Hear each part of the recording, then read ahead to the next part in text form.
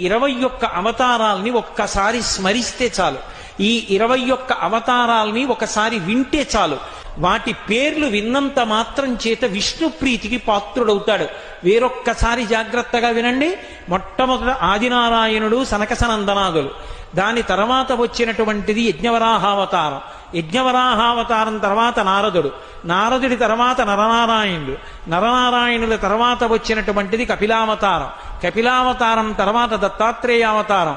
దత్తాత్రేయావతారం తర్వాత యజ్ఞావతారం.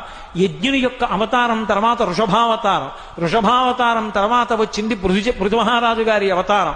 పృథుమహారాజు గారి అవతారం తర్వాత వచ్చినటువంటి అవతారం మత్స్యావతారం. తర్వాత కూర్మావతారం. తర్వాత ధన్వంతరి. తర్వాత మోహిని. తర్వాత నరసింహుడు. తర్వాత వామనమూర్తి. తర్వాత పరశురాముడు. తర్వాత రాముడు. తర్వాత రామచంద్రమూర్తి. తర్వాత బలరాముడు. బలరాముడి తర్వాత కృష్ణ భగవానుడు. కృష్ణ భగవానుడి తర్వాత ఏకకాలంలో 2 అవతారాలు ఉంటూ ఉండొచ్చు వీటిల్లో. కృష్ణావతారం. కృష్ణావతారం తర్వాత బుద్ధావతారం. బుద్ధావతారం తర్వాత